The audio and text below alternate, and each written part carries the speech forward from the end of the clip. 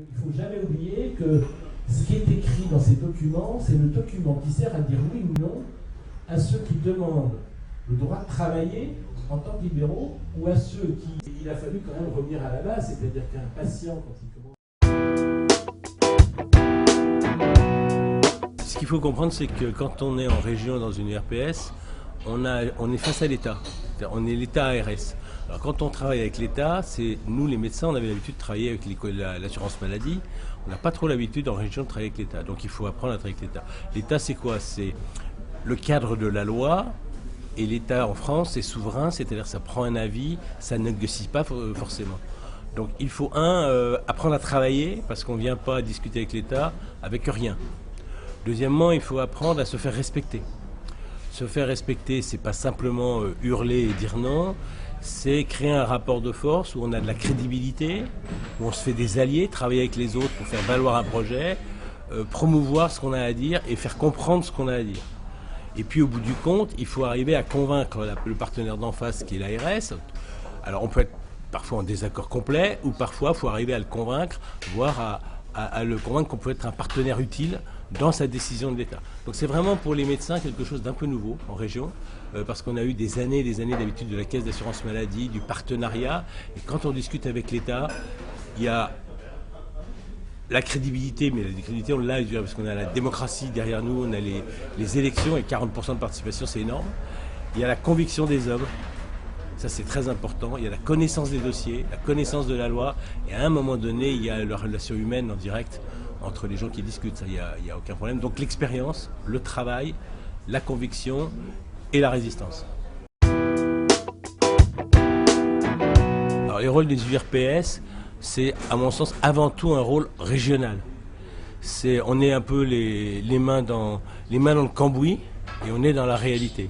C'est bien défendre l'ensemble des exercices. Alors, c'est les médecins libéraux, les URPS, ça défend les professionnels de santé libéraux. C'est connaître et défendre l'ensemble des exercices libéraux sur la région. Ça n'est pas ma spécialité dans mon territoire et c'est tout.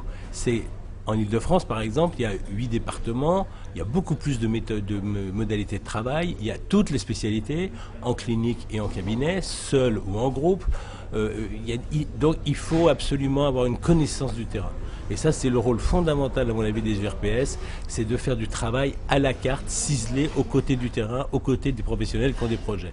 L'autre rôle, évidemment, c'est d'exister en face de l'ARS qui voudrait décider de tout selon le modèle unique et avec, je dirais, le pouvoir régalien de l'État. Là, il faut savoir résister, dire non, se faire entendre, proposer et construire. Donc c'est deux choses très différentes. C'est être présent sur le terrain régional face à l'État, dans les grandes organisations, la permanence des soins, l'égalité de traitement des médecins libéraux par rapport à l'hôpital public, et de l'autre côté, un travail de fourmi au quotidien, très important, et c'est ça l'avenir de l'URPS, aux côtés de tous les médecins libéraux qui ont un projet sur le terrain pour être les acteurs de l'offre de santé, l'offre de soins des patients tous les jours. C'est un peu le modèle français.